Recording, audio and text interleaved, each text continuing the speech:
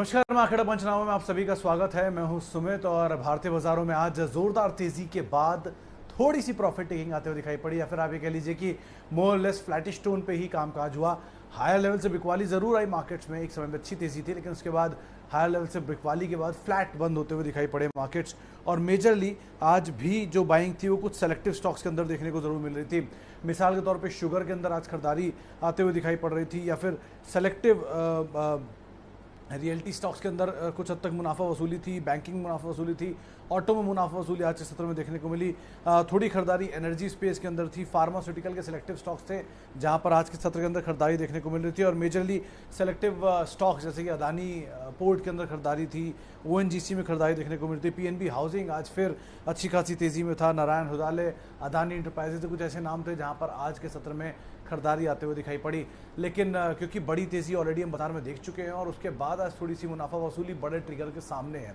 Auto sales के numbers आने वाले हैं, आरबीआई की मॉनेटरी पॉलिसी शुरू होने वाली है, तो ऐसे क्रूड में भी तेजी है।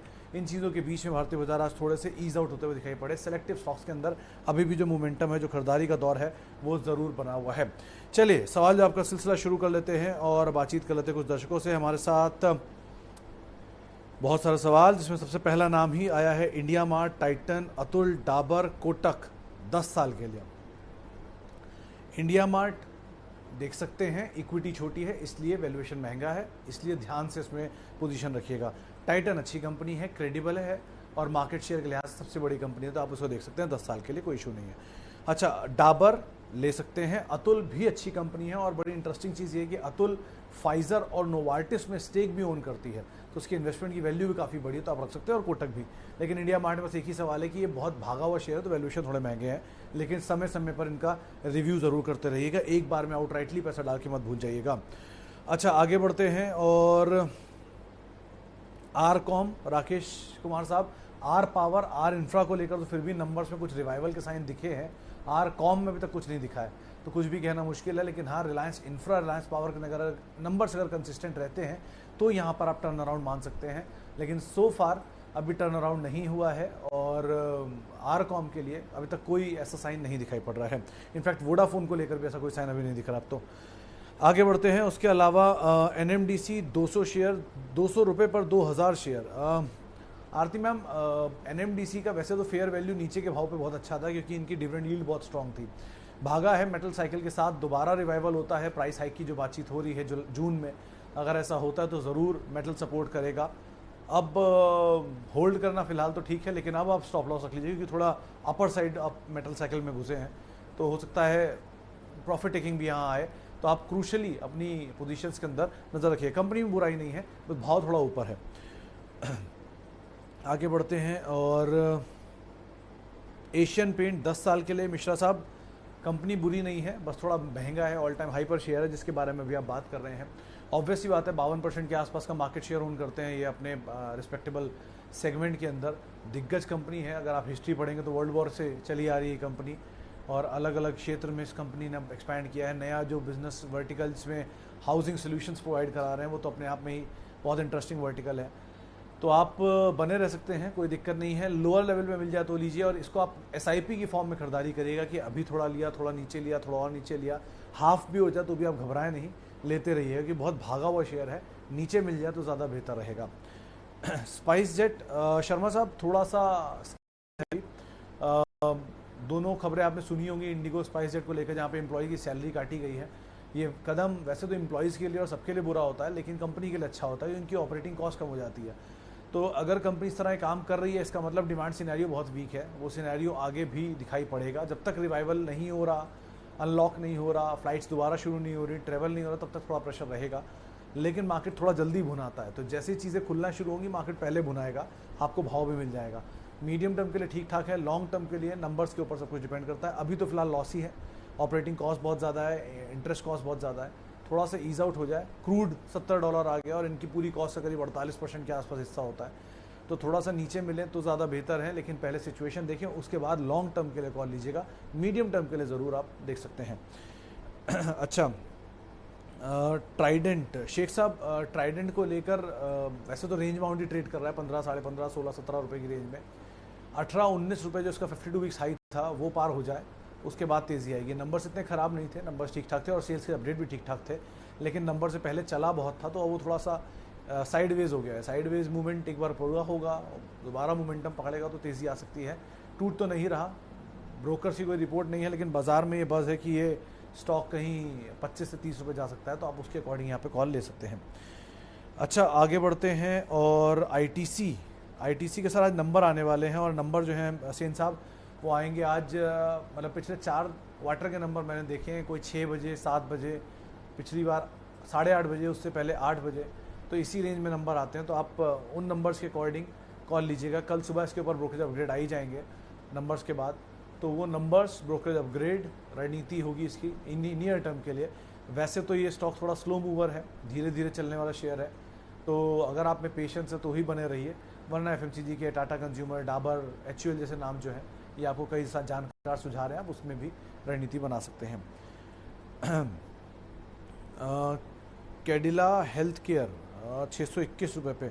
सर कैडिला में फार्मास्यूटिकल में 2 तरह के टेक्स हैं। एक तो बड़ा रनअप आ चुका है तो वैल्यू थोड़ा महंगा है, दूसरा इन कंपनियों के पास ग्रोथ प्रोस्पेक्ट बहुत है।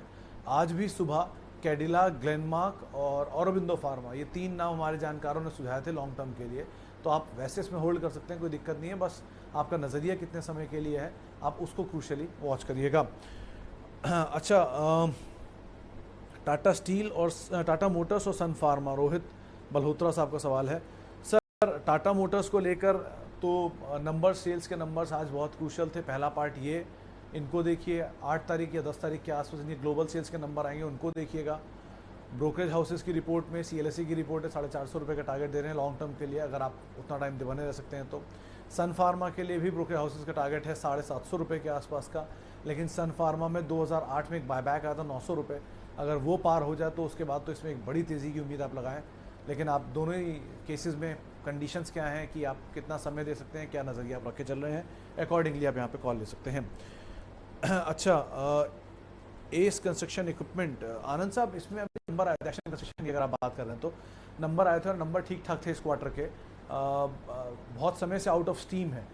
और एक तथ्य ये है बाज़ार में, क्योंकि लॉकडाउन है, तो लॉकडाउन की वजह से जो कंस्ट्रक्शन एक्टिविटीज़ हैं, जो पुल्स, रोड्स, ब्रिजेस, बिल्डिंग्स, जो काम अधूरे रुके हुए थे, उनको तेज़ी से पूरा किया जा रहा है क्योंकि ट्रैफिक नहीं है रोड्स पे। तो अगर ये हो रहा है तो इक्विपमेंट की डिमांड बहुत स्ट्रांग आ रही है। ये बिटवीन द लाइंस कहीं ब्रोकरेज ग्रुप्स में बातचीत हो रही है। आप इस हिसाब से अगर सोच रहे हैं तो ठीक है, कंपनी भी ठीक ठाक है, इस कारोबार में ये अग्रणी है यहाँ पर, क्योंकि और कोई इसके टक्कर में एसएच कंपनी है नहीं। रेवती इक्विपमेंट जैसी कंपनियाँ हैं, स्कॉच का भी कुछ कामकाज है, एलएनटी का भी है कोमित्सु के साथ, लेकिन फिर भी आप एक्शन कंस्ट्रक्शन में बने रह सकते हैं। अपडेट्स देखते रहिए और अकॉर्डिंगली यहाँ पे कॉल ले सकते हैं। अच्छा, शिल्पा मेडिकेयर, शेख साहब शायद हमारी पहले भी कई बार बात हुई है इस पर। शिल्पा मेडिकेयर बड़े समय बाद इस भाव पर आया है और लोअर लेवल पे बहुत पेशेंस लेने के बाद आया। 380 रुपये शायद 360 रुपये का लो बनाया था, वहाँ से चला और अब ये भाव देखने को मिला है। नंबर्स के बाद थोड़ा सा प्रॉफिट टेकिंग आप कह सकते हैं, नंबर्स भी इतने कोई फायरवर्क नहीं थे, लेकिन अगर ये मोमेंटम गैदर रखता है जिसने हाल फिलहाल में रखा है, तो आप इसे ज़रूर, इसका पुराने हाई 670 रुपये शायद था, वो तोड़ता हुआ देखेंगे, तो आप अकॉर्डिंगली यहाँ कॉल लीजिए। लेकिन हाँ, इतना समय आपने दिया तो आप ज़रूर यहाँ पर बने रह सकते हैं। सिम्फनी वर्सेस वर्लपूल, सर दोनों के अपने अपने ट्रिगर हैं, दोनों के अपने अपने कारोबार हैं। Symphony is into coolers and cooling solutions, Whirlpool fridge, washing machine, AC जैसे कारोबार के अंदर है, मल्टीनेशनल जायंट है यूएस की। सिम्फनी गुजरात की कंपनी है, तो दोनों में अपने अपने ट्रिगर्स हैं। सिम्फनी बहुत चला हुआ शेयर, वैसे चला हुआ वर्लपूल भी है, लेकिन फिर भी पेरेंटेज के हिसाब से वर्लपूल ज़्यादा मजबूत स्टॉक है, यूएस पेरेंट है, डिविडेंड पेइंग कंपनी है, अच्छे एवेन्यूज़ हैं। आप वर्लपूल पे सिचुएशन को ज़्यादा तवज्जो दें, भाव पर बाकी डिपेंड करता है, लेकिन अगर वर्लपूल आपको किसी दाम पे, अच्छे दाम पे मिल जाता है तो आप ज़रूर उसमें एंटर कर सकते हैं। अच्छा, BHEL, अनिल कुमार सिंह साहब, BHEL के ऊपर एक ही ट्रिगर है कि इसकी एसेट वैल्यू बहुत है, शेयर बहुत चला था। मानस ने 120 रुपये के टारगेट दिए थे एक समय पर, लेकिन वो अचीव नहीं हो पाया, उसके बाद ही प्रॉफिट टेकिंग चपेट में आया, तो थोड़ा वेट कर सकते हैं अभी तो आप, लेकिन इसमें टेक्निकल कॉल लेना ज़्यादा औचित्य होगा। फंडामेंटली तो ये कंपनी अच्छी है, बुरी नहीं है, लेकिन इसके ऊपर कई ट्रिगर्स हैं, डिसइन्वेस्टमेंट को लेकर भी, असेट मोनेटाइजेशन को लेकर भी, तो कुछ चीज़ें आ जाए, क्लैरिटी आ जाए उसके ऊपर आप कुछ कॉल लीजिए। ब्रोकर हाउसेज टारगेट इसके ऊपर जो थे वो ऑलमोस्ट अचीव हो चुके हैं नंबर्स के बाद। अच्छा, MTAR पे रामेश्वन PV साहब का एक सवाल है, सर MTAR के नंबर्स आने वाले हैं इसलिए इस पर भी टिप्पणी करना कोई ठीक नहीं है। एक बार नंबर्स आ जाए इसके, उसके बाद कुछ भी कॉल लेना ज़्यादा बेहतर रहेगा। तो आप पहले नंबर आ जाने दीजिए, हाउस व्यूज़, क्योंकि बहुत लंबी हिस्ट्री नहीं है, क्लाइंट तो बहुत स्ट्रांग है, लेकिन नंबर्स कैसे आते हैं वो 2-3 चीज़ें इनको आप देख लीजिए, अकॉर्डिंगली इसके ऊपर हम कॉल लेंगे, लेकिन अभी के लिए फ़िलहाल कुछ भी कहना मुश्किल है। अच्छा, दीपक नाइट्राइट, सर पटेल साहब कंपनी बहुत अच्छी है बट बहुत चला हुआ स्टॉक है, तो आप उस हिसाब से कॉल लीजिएगा, बहुत ज़्यादा भागा हुआ स्टॉक है। दीपक नाइट्राइट को कई बारी राजेश अग्रवाल साहब ने रिकमेंड किया था, दीपक फर्टिलाइज़र को भी और नाइट्राइट को भी, और दोनों इनके टारगेट्स अचीव भी हुए और वो और रिवाइज भी कर रहे हैं, लेकिन फिर भी अभी आप बने रहें, यही ज़्यादा बेटर है। लेकिन आप समय कितना दे सकते हैं उस पर आपको नज़रिया रखना होगा, क्योंकि बहुत बड़ी तेज़ी दिखाई है तो थोड़ा कूल ऑफ होना लाजमी है, तो अकॉर्डिंगली आप यहाँ पे कॉल ले सकते हैं। अच्छा, सिंजिन मंगल साहब, सिंजिन वैसे तो सर कंपनी बहुत बढ़िया है, बायोकॉन की आम है, 60% के आसपास स्टेक ओन करते हैं, उनके बीटा का क्रूशल हिस्सा कंसोल कारोबार में ये कंपनी लाकर देती है। करीब पहले तो 58% था, अब शायद घट के 38 से 40% के आसपास है। क्रैम्स बिजनेस में है और रिसेंटली टाइप भी किया इन्होंने कोविड की दवाई बनाने के लिए, तो कंपनी अच्छी है, कंपनी में कोई बुराई नहीं है, थोड़ा चला हुआ शेयर है। आप जो सिंजिन आज देख रहे हैं 700 रुपये या 600 रुपये का दाम, ये 180 रुपये होता था, फिर उसमें 280 रुपये तक गया, वहाँ बोनस आया 1:1, उसके बाद ये आज जो बोनस एडजस्टेड दाम है वो आपके सामने है, तो हो सकता है थोड़ा ईज आउट हो, लेकिन आपको अगर ये नीचे मिल जाए तो बहुत अच्छी बात है, ब्लेसिंग इन डिस्गाइज है, आप ज़रूर इसमें खरीदारी करें। 500 रुपये के आसपास बहुत समय तक अभी ये रहा था, वहाँ से चलना शुरू हुआ और वापस 600 रुपये की रेंज में आ गया, तो आप ज़रूर इसके अंदर बने रह सकते हैं, कोई दिक्कत नहीं है। और ब्रोकर हाउस टारगेट 650-635 के आसपास के हैं। सेल को लेकर त्रिपाठी साहब, कल यतिन ने डीलर्स रूम में इसमें बज़ की बात की थी, क्योंकि स्टील प्राइसेस दोबारा बढ़ने की बातचीत हो रही है, तो अगर प्राइसेस बढ़ते हैं तो ज़रूर इनके रियलाइजेशन अच्छे होंगे, मार्जिन अच्छे होंगे, और पूरे स्टील में ही rather Tata Steel, SAIL, JSW, JSPL, इन सब में ही प्राइस हाइक का एक बड़ा इम्पैक्ट होगा, तो आप अकॉर्डिंगली यहाँ पे कॉल लीजिएगा। बस ये ध्यान रखिए कि कोई भी मेटल स्टॉक पिछले इस साल में 52% चल चुका है 5 महीने के दौरान, तो इतनी बड़ी तेज़ी के बाद ये सेक्टर कूल ऑफ हो रहा है अगर, तो कोई बड़ी बात नहीं है, थोड़ा सा कूल ऑफ होगा उसके बाद चलना शुरू होगा, तो आप अकॉर्डिंगली यहाँ पर कॉल ले सकते हैं। इसके अलावा नारायण हृदयालय, दवे साहब आज ही ये मैनेजमेंट आया था CNBC आवाज़ पर, बहुत स्ट्रॉन्ग कमेंट्री देखे गए, नंबर्स भी ठीक ठाक हैं और बहुत जाने माने इनके प्रमोटर हैं, अच्छी कंपनी है, अच्छे प्रमोटर हैं, स्ट्रॉन्ग कामकाज में है, और बहुत ही आप इनके बारे में कभी खुद पढ़िएगा, आपको खुद को जान के बहुत अच्छा लगेगा इस कंपनी के बारे में और इन कंपनी के मालिक के बारे में।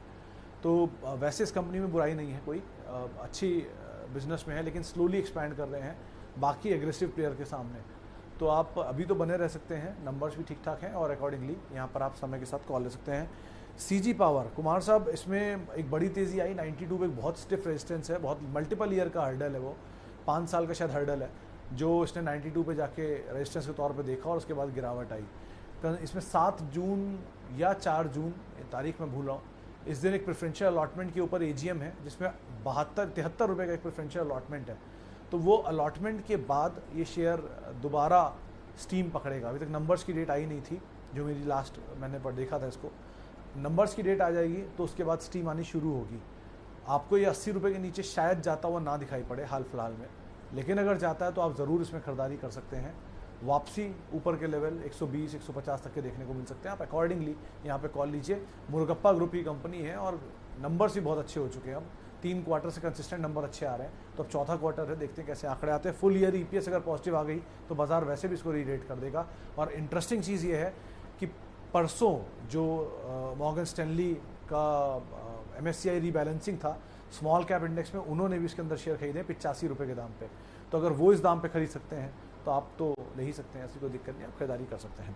चलिए फिलहाल अब इतने ही सवाल मैं शामिल कर पाऊंगा, माफ़ी उन सभी लोगों से आज जिनसे हम बातचीत नहीं कर पाए, और बहुत बहुत शुक्रिया उन सभी लोगों का जिन्होंने हमसे सवाल पूछे। आपसे कल फिर मुलाकात होगी इसी जगह पर, तब तक के लिए आप मेरे साथ जुड़ सकते हैं। @सुमित रिसर्च ये मेरा ट्विटर हैंडल है। नमस्कार।